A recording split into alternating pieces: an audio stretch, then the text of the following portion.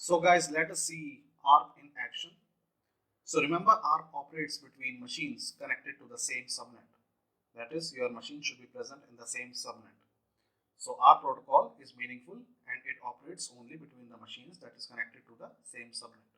So in this topology, ARP will operate between machines VM and VM1 because they have one interface each in the same subnet. So you can see in the topology, the Ethernet to interface of VM and Ethernet to interface of VM1 are assigned an IP address such that the two interface falls in the same subnet. And what is the subnet? The subnet is 192.168.4.0. This is the subnet. Similarly, the ARP will also operate between machines VM1 and VM2 because they have one interface each in the same subnet. So same applies for machines VM1 and VM2. So ARP will operate in subnet say A and ARP will operate in subnet B. ARP will not operate between machines VM and VM2. So you can see VM and VM2 because they don't have any interfaces operating in the same subnet. And that is the reason that ARP broadcast request generated by VM will never reach to VM2 and any ARP reply message generated by VM2 will never reach a VM because they are in different subnets. In fact, the machine VM1 will act as an L3 router between subnets A and subnet B. So VM1 is a boundary between subnets A and subnet B. So ARP do not operate between machines present in different subnets. So you can see machine VM and VM2 are present in different subnets. In this example, machine VM and VM2. So as a demonstration, you should start all the three VMs, that is VM, VM1 and VM2, and see the ARP table in all these machines using ARP-N command.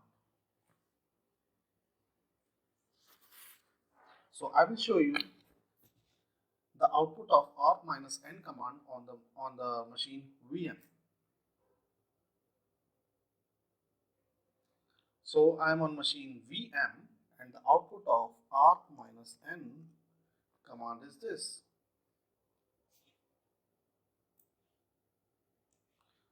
So do you see any entry for neighbor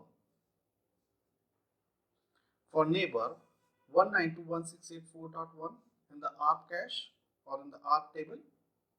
There is no entry. Right. So there is no entry for 192.168.4.1 in the ARP table. Right. You can also check the ARP table entry for VM1. And you don't see any entry for the neighbor 192.168.4.2, which is a neighbor of VM1. So you can see that none of the VMs, that is VM or VM1, installs the ARP entry for its neighbor. Why I am saying neighbor? Because we have a point-to-point link between VM and VM. And this point-to-point link, that is the ends of point-to-point link, are always in the same subnet. So here we are talking about two machines present in the same subnet, and we are checking the ARP entry for the other machine in the present in the subnet. Now, so initially you will not see ARP entry for direct neighbor machine. For example, ARP-N command on VM will not show you any IP MAC mapping entry for IP address 192.168.4.1, the other machine in the same subnet as VM. So this I have already shown you. Now from the machine VM, ping 192.168.4.1, that is you are pinging a direct connected neighbor. After pinging, check ARP-N on VM and VM1. You will see IP MAC mappings on both the machines. So let's check. I'm on machine VM and I am pinging a neighbor. What is the neighbor of VM? 192.168.4.1. So 192.168.4.1. I am able to ping. If you are not receiving this reply, it means there is some issue with your connectivity or with your configuration of VirtualBox. Now, after pinging, I am checking the ARP entry on VM. And I can see the new entry has now popped up here, which is 192.168.4.1. It says that for the neighbor IP address. So if you run arp-n command again on a machine VM, you can see the last entry in the ARP table, which is a new entry now. And that entry says that for a machine present in the same subnet with IP address 192.168.4.1, the MAC address of the machine is this. And that machine is reachable via outgoing interface Ethernet 2. So this is the meaning of ARP entry.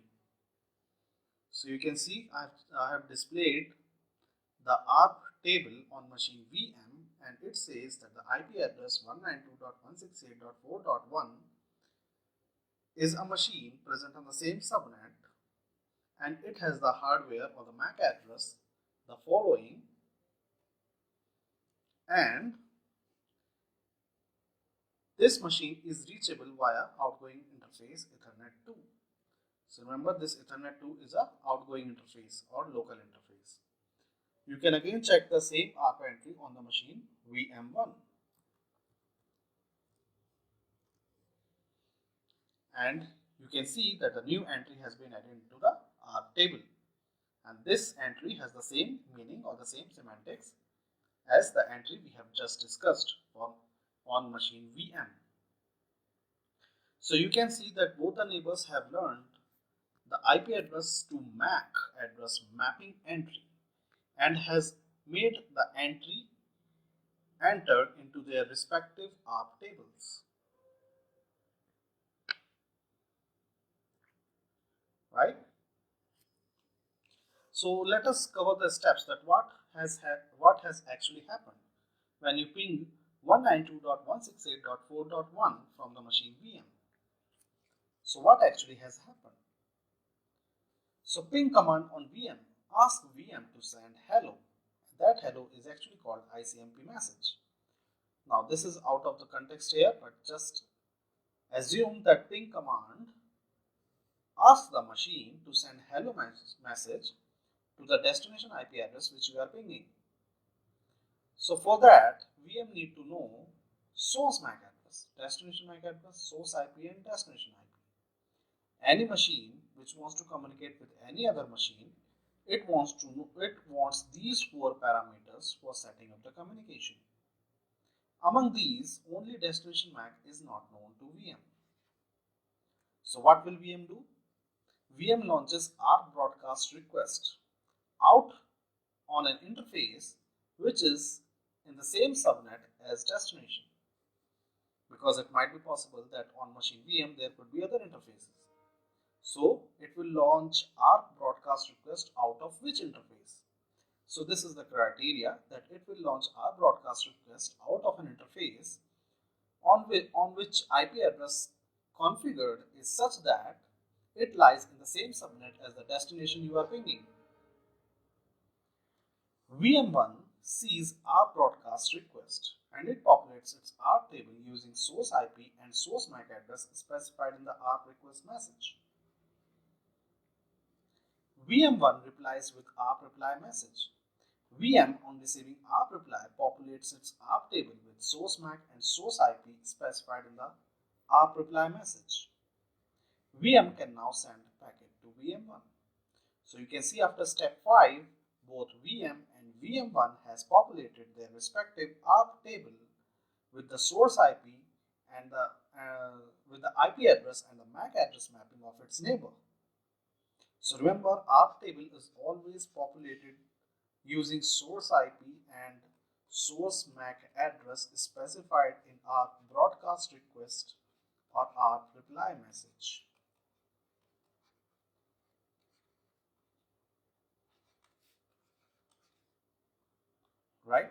So this is what happens behind the scene. When you ping a machine which is present in the same subnet, this is how ARP protocol operates. ARP protocol helps the machine present in the same subnet to populate their ARP table before they actually carry out their communication. Because for the communication to happen between machines present anywhere inside the world, that is within the same subnet or outside the subnet, you need these four entities. Unless you know these four entities, communication cannot happen. So this is how ARP table operates. That is the ARP table in action. On your Linux VM virtual machine, you can use the command arp-n to display the ARP cache or ARP table.